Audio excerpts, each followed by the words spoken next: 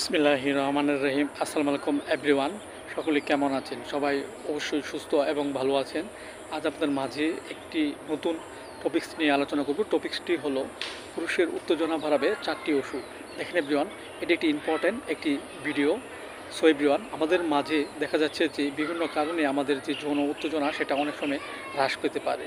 এর মাঝে কিছু উল্লেখযোগ্য কারণ হলো, আমরা যদি যদি আমাদের মাঝে ঘন ঘন স্বপ্নদোষের প্রবণতা থাকে, কিংবা আমাদের মাঝে যদি অত্যধিকভাবে আমরা হস্তমিথুন করি, এর ফলে বিভিন্ন রোগ যদি আমাদের মাঝে আক্রান্ত হয়, এর ফলেও আমাদের অনেক অংশে যে যৌন পুরুষের যে উত্তেজনা সেটা কমে যেতে পারে। সো এভরিওয়ান, এই 4টি ওষুধ আপনারা সেবন করলে অবশ্যই আপনাদের মাঝে যে পুরুষের যে যৌন উত্তেজনা সেটা অবশ্যই বেড়ে যাবে। সো এভরিওয়ান, এই রোগটি হলে অবশ্যই আপনারা লক্ষণ অনুযায়ী ওষুধ সেবন করবেন। যেমন দেখা যাচ্ছে যে অনেক সময় আমাদের ঘুমের ঘরে লিঙ্গ দাঁড়িয়ে যায়, আবার ঘুম থেকে জাগলে লিঙ্গ আবার নরম হয়ে যায় এবং মেলামেশায় তেমন আমাদের উত্তেজনা থাকে না, অল্পতেই তা শেষ হয়ে যায়। এক্ষেত্রে অবশ্যই আপনারা যে ওষুধটি সেবন করবেন সেটা হলো লাইকোপোডিয়াম 200। আমরা 2 ফোঁটা করে সকাল বিকাল 2বার সেবন করতে পারি।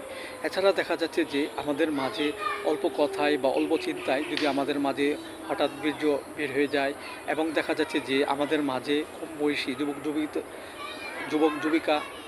যুবতী যারা আছে তাদের ক্ষেত্রেও যদি এরকম কোনো সমস্যা দেখা দেয়, এক্ষেত্রে অবশ্যই আপনারা কম্বিনেশন 2টি ওষুধ, একটি হলো অ্যাসিডফস মাদার, আরেকটি হলো agnus caste mother.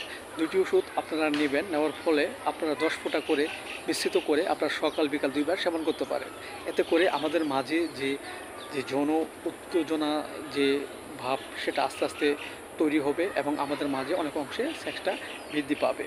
So everyone, আবার দেখা যাচ্ছে যে হঠাৎ যদি আমাদের ধাতু দুর্বলতার কারণে মনে হচ্ছে যে পুরুষত্ব আস্তে আস্তে কমে যাচ্ছে এবং দৈহিক মিলনে তেমন আমাদের সুযোগ সুবিধা আমরা তেমন ভোগ করতে পারছি না, মনে হচ্ছে কোনো অবিরাম কষ্টই আমাদের মাঝে তৈরি হচ্ছে, এক্ষেত্রে অবশ্যই আপনারা যে ওষুধটি সেবন করবেন সেটা হলো টানা মাদার। আপনারা 10 ফোঁটা করে সকাল বিকাল 2বার সেবন করতে পারেন। এতে করে আমাদের মাঝে যে যৌন উত্তেজনা সেটা আস্তে আস্তে বৃদ্ধি পাবে এবং আমাদের মাঝে সুস্থবোধতা ফিরে আসবে।